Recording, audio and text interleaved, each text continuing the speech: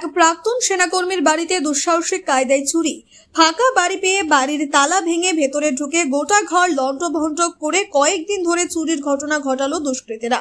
যদিও শেষমেশ স্থানীয় বাসিন্দারা চুরির ঘটনায় যুক্ত দুজনকে পাকড়াও করেন এবং পুলিশের হাতে তুলে দেন। মঙ্গলবার এই ঘটনাকে কেন্দ্র করে ব্যাপক চাঞ্চল্য ও শোরগোল তৈরি হয় মালদার মানিকচক থানার মধুপুর এলাকায়।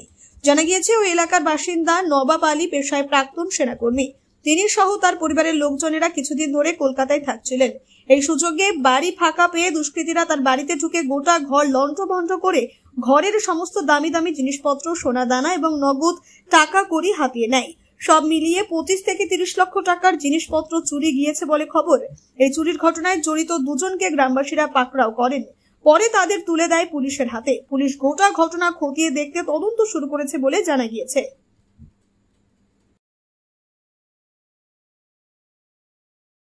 कि ऐसा कुछ घटना होगा, क्योंकि यहाँ पे पास में ही प्रशासन रहती है, जो कि मेरे से 300 मीटर दूरी रहती है। ठीक है, यहाँ पे कुछ लोग भी हैं जिनका घर है आसपास। फिर भी ये जो चीज़ हुआ ना, ये अनएक्सपेक्टेड था। मतलब मैं सोच भी नहीं सकता कि ऐसा कुछ हो सकता है। यहाँ पे करीबन 25 से 30 लाख रुपए का नुकसान हुआ है। यहाँ पे चोर 3 दिन से लगातार चोरी करे सामान पीछे के गेट से लेके जा रहे हैं। बाजू में प्रशासन है, फिर भी प्रशासन को भनक नहीं पड़ा, किसी पड़ोसी को भनक नहीं पड़ा। आखिरी दिन जिस टाइम चोरी करते, जो थोड़ा बहुत सामान बचा था जो लेके जाने के लिए, वो गाड़ी वाले आए थे। मतलब वो जो चोर आए थे अपने पार्टनर्स के साथ, वो लेके जाने के लिए। तो हमारे किसी एक पड़ोसी ने उनको देखा। फिर देखने के बाद उनमें से 3-4 लोग थे, जिनमें से 2 बच्चे पकड़े गए और बाकी जो थे वो भाग चुके थे। ठीक है, भागने के जो बच्चे पकड़े गए उनको हम लोगों ने रखा अपने पास। फिर पता नहीं गांव की तरफ से किसी को फ़ोन किया, फिर वहाँ से प्रशासन आई, पुलिस वाले आए, थोड़े कुछ सेवक भी थे, वो आके फिर वो बच्चों को लेके गए। वहाँ पे हम लोगों ने कंप्लेंट रेज किया। फिर आज मॉर्निंग है, अभी देखते आगे जाके क्या होता है। तो अब देखते हैं ये प्रशासन यहाँ पे क्या करती है हमारे लिए। कैसे मालूम पड़ा आप लोगों को? एक्चुअली हमें मेरे पड़ोसी और मेरे कुछ रिलेटिव्स ने फ़ोन करके बताया कि यहाँ पे चोरी हुआ है। और मैं तो ऐसे फ़िलहाल कोलकाता में रहता हूँ, मैं वहाँ पे जॉब कर रहा हूँ और मेरी सिस्टर वहाँ पे एजुकेशन कंप्लीट करी है। मेरे मम्मी पापा मेरे से वहाँ पे मिलने के लिए आए थे, लेकिन मैं ये उम्मीद नहीं कर सकता था कि वहाँ पे वो मिलने के लिए और यहाँ से मेरे साथ चोरी हो जाएगा, मेरे घर का नुकसान हो जाएगा इतना। उन्होंने बहुत ज़्यादा ही तोड़फोड़ मचाया, बहुत सारे सामान तोड़ा, करीबन 25 से 30 लाख का नुकसान हुआ है। आके आप जब आए घर पे, कैसा हालत था घर का हालत? यहाँ पे खाना बनाने के लिए कुछ बर्तन ही नहीं छोड़ा उन्होंने, ना पानी पीने के लिए कुछ जग छोड़ा, पूरा चीज़ तबाह कर दिया। आप दिखा सकते हैं यहाँ पे, एक बार बाजू में दिखा दीजिए कैसे होता है।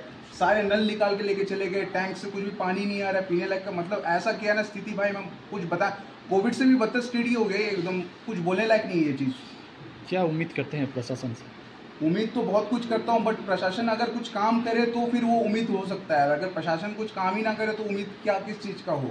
तो मैं ये उम्मीद करता हूँ अभी फ़िलहाल अगर प्रशासन जल्द से जल्द कुछ कड़ी कार्रवाई ले उनके ऊपर, और हमारे सामान जो भी डैमेज हुआ है या जो चीज़ चोरी हुए हैं, जो चीज़ उनके पास है, वो चीज़ हमें वापस ला के लौटाए, या फिर जैसा था स्थिति उस चीज़ को वैसे मतलब बरकरार करने की कोशिश करे, तो मैं जो है सेटिस्फाई हूँगा, प्लस मेरे फैमिली मेम्बर्स भी सेटिस्फाई होंगे। और प्लस मैं ये चाहता हूँ कि प्रशासन अपने तरफ से हर गांव में कुछ ना कुछ एक गार्ड दिया प्रोवाइड करे, ताकि यहाँ पे नाइट टाइम में कोई गार्ड आसपास घूमे, चेकिंग करे कि कोई कुछ हो रहा है कि नहीं। ये सिर्फ मेरे घर का बात नहीं है। पुलिस तो बोल रहा है कि हर रात को वो टहलदारी देता है, घूम के देखता है। नतीजा देख सकते हैं ना टहलदारी का। अगर टहलदारी दे रहा होता, अच्छे से काम कर रहा होता, अगर वो अच्छे से काम भी 25% अगर ফুল প্যাক করছিল, তখন বললো তুই এই সামানটা উঠেছিল কাঁধে, এত সামান কোথায় নিয়ে যাচ্ছ, এই তো ধরলো ওকে। তারপর 2-3টা লোক মেদিনীপুর থেকে আসছিল, ইন বিটুইন ওরা মানে আপনার বাড়ির জিনিস বিক্রি করতে গিয়ে ধরা পড়েছে? বিক্রি করতে না, প্যাকিং করতে বাইরে দিয়ে নিয়ে যাচ্ছিলো, এই অটোতে নিয়ে যাওয়ার জন্য। হ্যাঁ, বাইরে গাড়ি ছিল, এই জন্য পাশের যে গ্রামের পাশের যে প্রতিবেশী আছে উনি লেডিসটা ধরলেন ওকে, যে কোথায় যাচ্ছ, এইগুলো সামান, এত সামান কোথায় নিয়ে যাচ্ছ তুই, কী আছে সামানের মধ্যে। তো উপরে বাকেটের যে ডাব্বাগুলো ছিল ওগুলো রেখেছিলো, বোতলগুলো, আর ভিতরে সব সামানগুলো ছিল। ভালো ইম্পর্টেন্ট সামানগুলো ছিল ও ভিতরের মধ্যে ছিল, আর উপরে শুধু দেখার জন্য যে ডাব্বা আছে, বাকেট আছে। আর ওগুলো তো আগে নিয়ে চলে গেছে, যেগুলো নিয়ে যাওয়া ছিল ও চলে গেছে। দামি জিনিসগুলো সোনা গয়না যত ছিল সব নিয়ে চলে গেছে। কাঁসা ফাঁসা যত ছিল বাক্সের মধ্যে দিয়ে। আপনাদের এই যেখানে চুরি হয়েছে গ্রামের নামটা মধুপুর।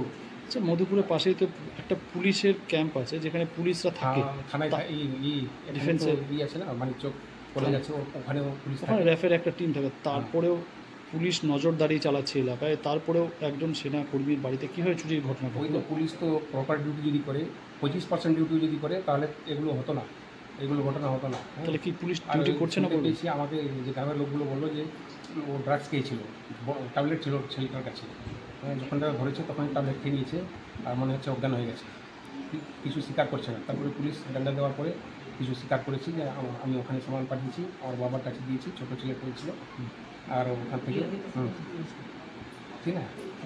এখন কি করবেন আপনি কি কোনো অভিযোগ করছেন থানায়? হ্যাঁ, এখন থানায় অভিযোগ করেছি। ওরা প্রতিশ্রুতি দিয়েছিল আপনি সকালে আসেন, আপনার আসার পর আমি কেস টেক আপ করে দিব, জিনিসগুলো উদ্ধার করে দিব, প্রতিশ্রুতি দিয়েছে আমাকে। কী নাম ছিল? আচ্ছা, এই যে এইরকম একটা চুরির ঘটনা ঘটলো, এরপরে কি নিরাপত্তার অভাব বোধ করছেন যে এইভাবে পরবর্তীতে আপনার বাড়িতে, যে আপনি একজন সেনাকর্মী তা সত্ত্বেও আপনার বাড়িতে ঘটলো, পরবর্তীতে আশেপাশে তো আরও অনেক বড় গ্রাম আছে? হ্যাঁ, বড় গ্রাম আছে। হ্যাঁ, তো সেখানেও কি চুরি ঘটনা ঘটবে? তার জন্য প্রশাসনকে কি বলবেন? প্রশাসনকে বলবো যে ওরা যাতে ভালোভাবে দেখাশোনা করে, ডিউটি প্রপার করে, আর যাতে কোনো প্রকারের চুরিচামারি না হয়, এগুলো সব প্রশাসনের হাতে আছে। আমি জল খাবো, একটা নাও খাবো না আমার ঘরে, আমি জল খাবো। আশা করেছিলেন যে না, আমি আশা করিনি। আমরা আর্মি वाला লোক, আমরা কোনোদিন আশা করিনি যে আমার এই রকম আমার বাড়িতে হবে কোনোদিন। কি মনে করছেন কার গাফিলতির জন্য এরকম? কি রকম বলবো কার গাফিলতির জন্য হচ্ছে, বলা যায় না কি রকম বলবো। পুলিশ সঠিক টহলদারি দিলে কি ঘটনা ঘটতো না? পুলিশ যদি ভালো করে ডিউটি করলে এই ঘটনা ঘটতো না কোনোদিন। কি চাইছেন পুলিশের কাছে? পুলিশের কাছে চাইছি আমার যতগুলো সামান নিয়ে গেছে, আমার যত গোল্ড নিয়ে গেছে সব আমাকে দেই আপস করে। আমার নাম শিরা খাতুন। আপনিও কি মুরগি প্রতিপালন করে আর্থিক লাভের মুখ দেখতে চান? হরেক রকম প্রজাতির মুরগির শাবক লালন পালন করে বিক্রয় করে লাভবান হতে পারবেন খুব সহজেই। তাহলে আর চিন্তা নেই, আপনার জন্য প্রচেষ্টা নিয়ে এসেছে সেই সুযোগ। একই ফার্মে হরেক রকম প্রজাতির মুরগি পেয়ে যাবেন এখানে রয়েছে করকনাথ মুরগি, এছাড়াও আছে গিনি, ফ্রিগেল, টার্কি দেশি, এছাড়াও কোয়েল মুরগির শাবক। পাইকারি এবং খুচরো বিক্রয় করা হয়। যারা মুরগি পালন করে লাভবান হতে চান তাদের সকলকে আহ্বান জানাই আমরা। আজই চলে আসুন আমাদের প্রতিষ্ঠানে। আমাদের ঠিকানা মহারাজাহাট, রায়গঞ্জ, উত্তর দিনাজপুর। মোবাইল নম্বর 8250428960, 8145717292, 9907063902। শিক্ষাই জাতির মেরুদণ্ড। ছোট ছোট শিশুদের প্রাথমিক শিক্ষা পরিপূর্ণ না হলে আগামীতে সেই শিশুরা সঠিক পথে চলতে গিয়ে হোঁচট খায়। শিশুদের এই শিক্ষার প্রয়োজনীয়তাকে সামনে রেখেই গত 1 বছর ধরে পরিষেবা দিয়ে চলেছে জিনিয়াস এডুকেয়ার একাডেমি। শিশুদের অত্যাধুনিক শিক্ষায় শিক্ষিত করে তোলার একমাত্র বিশ্বস্ত প্রতিষ্ঠান এই একাডেমি। এখানে অভিজ্ঞ শিক্ষক শিক্ষিকা দ্বারা যত্ন সহকারে মাতৃভাষা বাংলা মাধ্যমে পড়ুয়াদের শিক্ষা দেওয়া হয়। একেবারে খেলার ছলে বিনোদনমূলকভাবে বাচ্চাদের এখানে পাঠ দেওয়া হয়। পড়াশোনার পাশাপাশি বাচ্চাদের বিনোদনের ব্যবস্থাও রয়েছে এখানে। তাই আপনার বাচ্চাকে ছোট থেকে অভিনব শিক্ষায় শিক্ষিত করে মানুষের মতো মানুষ করে তুলতে হলে এই শিক্ষা প্রতিষ্ঠানের উপরে ভরসা করতেই হবে। আমাদের ঠিকানা জিনিয়াস এডুকেয়ার একাডেমি, স্থান ঘুঘুডাঙ্গা মোড়, পোস্ট ভূপালপুর, রায়গঞ্জ, উত্তর দিনাজপুর। মোবাইল নম্বর 9563630109 অথবা 7029042308।